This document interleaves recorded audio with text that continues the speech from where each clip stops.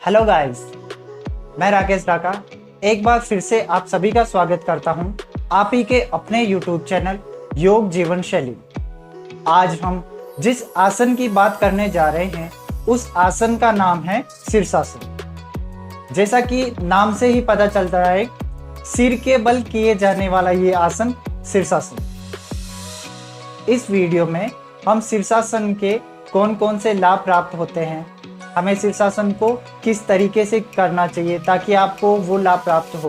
देखो, आपको ये भी ध्यान में होना चाहिए कि योगा में हमें जिस भी आसन की अगर हमें पूरा फायदा लेना है तो उस आसन को करने का तरीका हमारा सही होना चाहिए। अगर हमारा करने का तरीका सही नहीं है तो उस आसन में हमें फायदे की जगह हमें नुकसान भी झेलना पड़ सकता है। तो इस वीडियो में हम ये देखेंगे कि शीर्षासन को सही तरीके से आपको कैसे करना चाहिए ताकि आपको किसी भी इंजरी से गुजरना ना पड़े। उसके बाद हमें ये भी पता रहना चाहिए कि किसी भी आसन में हमें कौन कौन सी सावधानी को बरतना पड़ता है। अगर आप किसी भी आसन में सावधानी को नहीं बरत रहे हो तब भी आप उस आसन से फायदे की बजाय आप नुकसान झेल सकते हो। अगर आप किसी भी इंजरी से गुजर रहे हो, किसी भी आप डिजीज से गुजर रहे हो और अगर आपको उसके बारे में सावधानी पता नहीं है तो आपका वो बढ़ भी सकता है, तो वो भी हमें पता रहना चाहिए, सावधानी हमें पता रहनी चाहिए। इस वीडियो में हम सबसे पहले विधि के बारे में बात करेंगे, किस तरीके से ये आसन हमें करना चाहिए। उसके बाद हम बात करेंगे कि इस वीडियो में बात करेंगे कि इस आसन से हमें कौन कौन से लाभ प्राप्त हो सकते हैं। लाभ के बाद हम बात करेंगे कि इस वीडियो में हमें कौन कौन सी सावधानी को बरतना चाहिए ताकि आप इस आसन से और ज़्यादा फायदा उठा सकते हैं। तो सबसे पहले हम विधि स्टार्ट करते हैं। शीर्षासन की विधि। सबसे पहले वज्रासन में बैठ जाएं। दोनों हाथों को घुटनों पर रखें।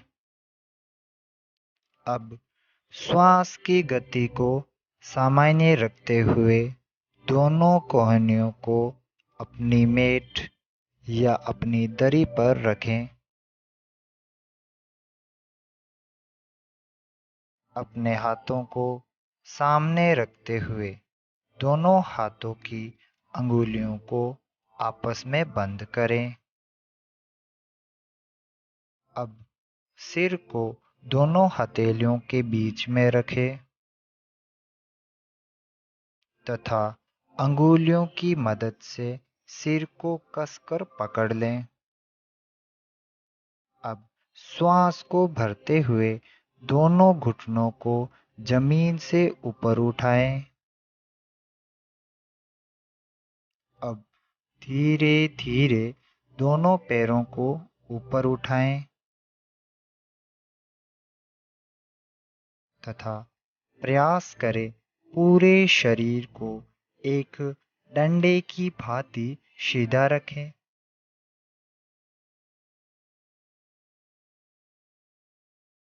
यथासंभव पैरों को ऊपर रखें।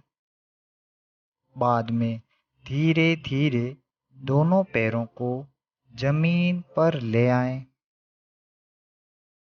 तथा घुटनों को मोड़कर शशांक आसन या चाइल्ड पोज में आ जाएं तथा अपने श्वास व रक्त की गति को सामान्य करें। शीर्षासन के बाद शशांक आसन को करना अनिवार्य होता है। अब हम बात करते हैं शीर्षासन की लाभ के बारे में। अगर हमारे शरीर को हमें स्वस्थ रखना है तो हमें दिन में एक बार विपरीत स्थिति का कोई भी आसन करना चाहिए। जैसे आप सर्वांगासन भी कर सकते हो, लेकिन विपरीत पूरे शरीर को विपरीत करने के लिए सबसे बेस्ट ऑप्शन आपके लिए शीर्षासन ही है, क्योंकि जब आप पूरा बॉडी को विपरीत करेंगे तो आपका ब्लड सर्कुलेशन जो है उसका ब्लड सर्कुलेशन की स्थिति और अच्छे से हो जाएगा और हमें बहुत सारी डिजीज से हम बच सकते हैं। इसके साथ हमें कौन कौन से फायदे मिलेंगे तो उन फायदों के बारे में हम बात करते हैं। पहला लाभ है सिर में रक्त की आपूर्ति। शीर्षासन के करने से सिर में रक्त की आपूर्ति को बढ़ती है। इसलिए मस्तिष्क के सभी संवेदी अंगों जैसे कि सिर है, आँख, कान आदि के लिए ये बहुत ही फायदेमंद होता है। दूसरा लाभ है बालों को झड़ने से रोकने में। बालों को झड़ने से या बालों को झड़ने की कम करने में ये बहुत ही मददगार होता है, क्योंकि सारा रक्त प्रवाह बालों पे होता है जिससे कि वह और ज़्यादा मजबूत होते हैं। तीसरा फायदा है अनिद्रा या नींद की बीमारी में। अनिद्रा या नींद की बीमारी की समस्या जिसको है, जिन लोगों को ये समस्या रहती है उनके लिए शीर्षासन बहुत ही फायदेमंद होता है। चौथा है चेहरे पर चमक का प्रभाव। ये चेहरे पर ऑक्सीजन को प्रवाहित करता है जिससे त्वचा पर एक चमक का प्रभाव पड़ता है। पांचवा है याददाश्त या मेमोरी को पावर को बढ़ाने में। याददाश्त में सुधार या मेमोरी पावर को बढ़ाने के लिए ये आसन जरूर करना चाहिए। छठा लाभ है माइग्रेन को ठीक करने में। माइग्रेन से पीड़ित व्यक्तियों के लिए ये एक रामबाण का काम करता है।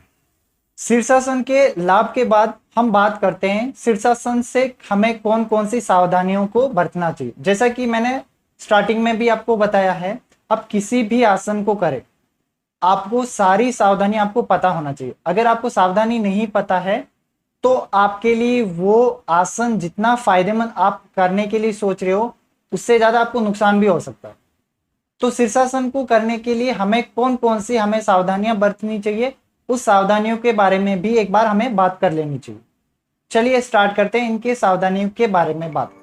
शीर्षासन की सावधानियाँ। पहली सावधानी है कफ या सर्दी जुकाम के समय ना करें। जिन व्यक्तियों का कफ बढ़ा हुआ है या सर्दी जुकाम है उन्हें ये आसन नहीं करना चाहिए। दूसरी सावधानी है हृदय रोगी या उच्च रक्तचाप वाले भी इस आसन को ना करें।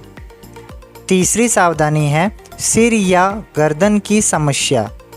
जिनको सिर तथा गर्दन में चोट लगी है या सर्वाइकल स्पॉन्डिलाइटिस है उन्हें भी ये आसन नहीं करना चाहिए, अन्यथा उन्हें ये ज़्यादा नुकसान हो सकता है। चौथी सावधानी है महिलाओं को पीरियड्स के समय ये आसन ना करें। महिलाओं के लिए ये खास सावधानी है कि उन्हें पीरियड्स के समय शीर्षासन को नहीं करना चाहिए। तो इस वीडियो के थ्रू हमने जाना है कि शीर्षासन को हमें कैसे करना चाहिए, शीर्षासन की विधि को हमने जाना है। उसके साथ हमने शीर्षासन के कौन कौन से फायदे हैं उन फायदों के बारे में भी हमें जाना है। उसके बाद हमने जाना है कि हमें शीर्षासन के लिए करने के लिए हमें कौन कौन सी हमें सावधानियों को बरतना चाहिए ताकि आप शीर्षासन को और अच्छे से कर पाओ और आपको और ज़्यादा फायदा मिल सके। अगर आपको ये वीडियो हमारा पसंद आया है तो आप वीडियो को लाइक करें, चैनल को सब्सक्राइब करें। उसके बाद मैं आपसे ये भी कहना चाहता हूँ कि अगर आप शीर्षासन नहीं कर सकते, अगर आप बिगिनर्स हो, पहले आपने शीर्षासन नहीं किया है, तो मैं बहुत ही जल्दी एक वीडियो डालने वाला हूँ जिसमें आप उन स्टेप को फॉलो करके आप बहुत जल्दी शीर्षासन को सीख सकते हो और शीर्षासन के फायदे को ले सकते हो। तो चैनल को सब्सक्राइब करें और साथ में जुड़े। Thank you.